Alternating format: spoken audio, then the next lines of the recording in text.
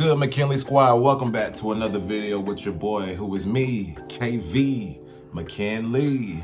Yes, sir. I hope everybody's doing well today, man. And if this is your first time tuning in, I say welcome to the McKinley family. Yes, sir. Yes, sir. So y'all already know what type of time we on right now, man. We about to get right back into these recaps. Today we're gonna be talking about episode 8 of Power Book 2, Ghosts. Yes, sir. Man, I can't wait to discuss with y'all how I feel about this episode. Oh my gosh, man. Oh my gosh. This is getting crazy. It's getting crazy out here, man. For real. Ain't gonna waste no more time. We finna get straight into this video. Before we get into this video, make sure you hit that like button and subscribe to the channel. Now let's go ahead and get into this recap of episode 8 of Power Book 2. Yes, sir.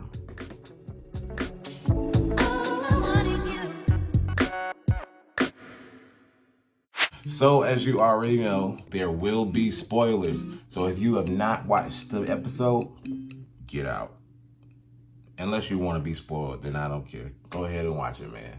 But all right, man, let's get into it. So the first scene of the episode, we see Carter at the cathedral lighting a candle for Felicia's death.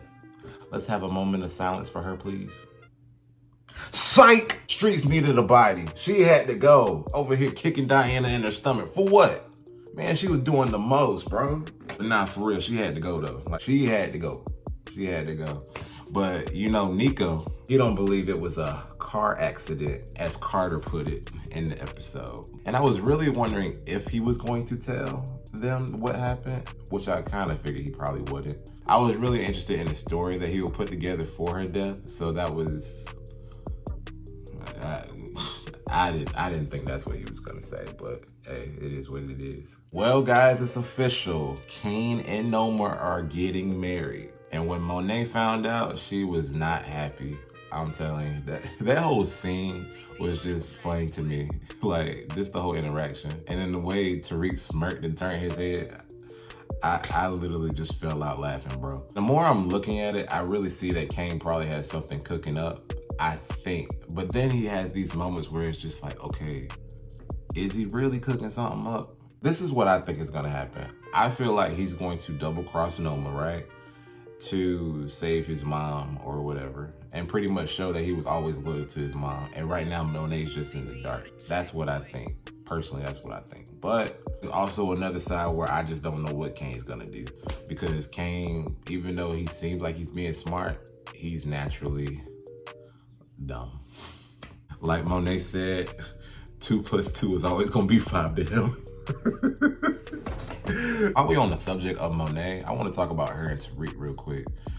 I don't think I've really ever seen them work this close together. Or have we? Maybe we have and I'm just drawing a blank, but it just feels like they're working real close right now. And maybe I'm just thinking about this because in the last episode of season 3, going into the first episode of season 4, Tariq was ready to kill Monet. So it's just like, this is interesting to see them working this close together to formulate a plan. But hey, the enemy of my enemy is my friend. So you know what?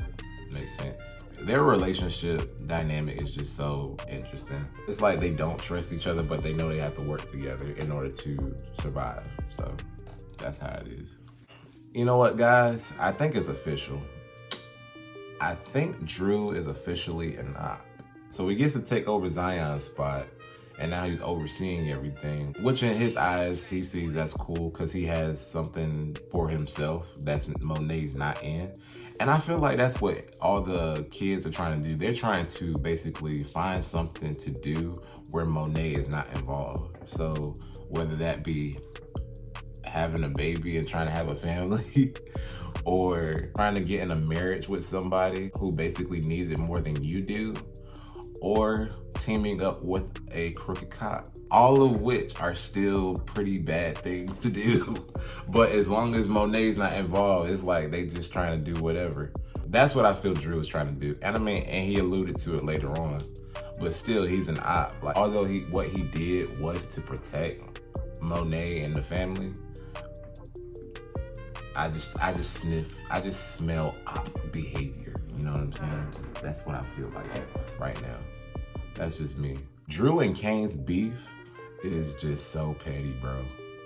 Like, that little exchange between them at that fight club, I'm like, y'all just so petty. Like, y'all just going back and forth. And it's so funny. Then Kane ended up buying his building to be petty. And then what Drew do? This is where I felt like he was an op. And now he's finna get himself killed. He went and decided he was gonna snitch to Carter about the shipment that was coming in that was Noma's. Which I agree with Kane, that was too far. But both of y'all just need to stop. Honestly, y'all gonna get both of y'all killed. So y'all need to just chill out, period. It's just ridiculous. But yeah, they gonna figure it out, I guess. Let's see. Just to double back to the Noma and Kane wedding, I thought it was so funny that she flaunted her ring in Effie's face. I was like, wow. And then Kane tried to clean it up and say it was strictly business. She was like, no, it's business with benefits. I guess it's safe to say that Effie likes Kane, bro. I guess it's safe to say she likes Kane. And Noma told Effie to make him a social media, like a LinkedIn page, all that for her business and stuff. And then the reality really started to kick in. I'm like, wow, she's really about to marry a drug dealer, pretty much. Like a known street drug dealer. Essentially, it wouldn't look good for her to do that. So we'll see how long it lasts, but I don't really see it lasting too long. Poor Diana, man. She really is going through it. I mean, she really wanted that baby. Or maybe she just felt like, or maybe a part of her decided she actually wanted to have children. And Tariq was not having it. He's not trying to have no other baby, bro. He pulled out that condom and Diana was like, we don't need this. He said, what do you mean we don't need this? Come on. Come on, Diana. Why you mean we don't need this? Come on, bro. I just love Tariq's voice. I can never take him serious. Come on, bro. Brayden, are you serious, bro? Like you can tell you from the island. It was honestly like Tariq was like, okay, if we have to have a baby, we can have a baby. But since the baby is gone, let's not do this again, pretty much. Clearly, they were on two different pages. Like, they were talking about, you know, having a normal life. But she was talking about having a baby. But he may have been talking about just being boyfriend and girlfriend or something like that. But they were not on the same page at all. So that was just kind of funny. Tariq was not having it. So I'm interested to see how the rest of that is going to go. I think it's going to be interesting. We'll see what happens.